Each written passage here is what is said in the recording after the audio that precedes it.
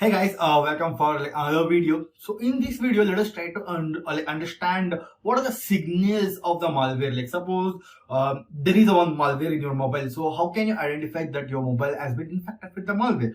And you can try to find suppose if at all if ransomware is there, or if at all if any something like Trojan is there, like how it behaves, so that you can get some idea oh yeah, my mobile has been, or my device has been affected from malware. So commonly there are scenarios like draining of a battery. Suppose if at all if any Trojan, or if at all if any spyware things is happening, so there will be a backend process of uploading a data or something like which drains, like which takes a more CPU power, or which takes a process power of your mobile. So in such scenarios there will be a more drainage of your battery, so that might be one of the top signal. And the important factor is consumption of data. Suppose if you're using a regular data of your mobile, and within a hour, within a 2 hour, you feel without you having a knowledge, the data has been running in like 2 Mbps, 3 Mbps, even though you're not downloading something or uploading something, the data behind it will be showing like 4 Mbps per second has been using, right?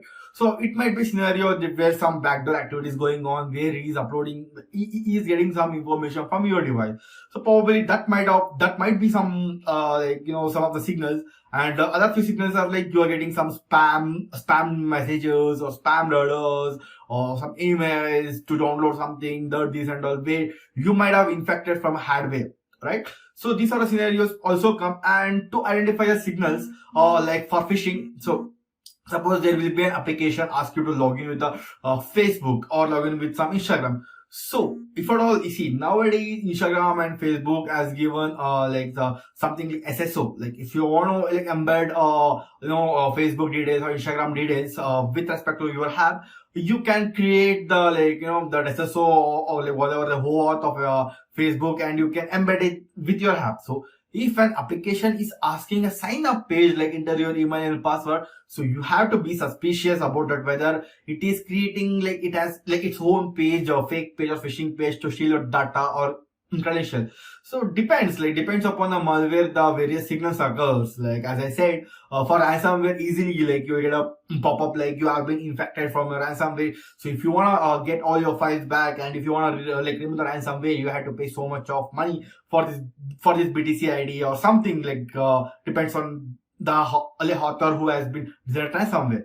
So these are the common signals you can find. So to identify to trace statically the malware things, you have the APIs. If you want to identify the spyware, obviously there should be a permission called contacts, right? To trace the contacts, you will search for a contact API. We will show when we are doing a static analysis on particular malware, like spyware, right? Like that kind of things, right? So if you wanna perform some Trojan activity, like someone is some application is performing some Trojan activity, the possible thing they will do for is DCL, like dynamic code loading. So there will be some text class loader which is uploading the code, or like running the code or invoking the code dynamically. Or if at all if the phishing is happening, there will be some web view interface which is loading. So other important things which we talk, root, like backdoor, the same the spyware categories, and other some like external storage, or some get camera access, so and so operations might be performing in the backend, right? So these are the common signals that shows that malware has been exist, right? So we'll get into deep analysis of with respect to each and every signal in our upcoming videos. See you guys in the next video.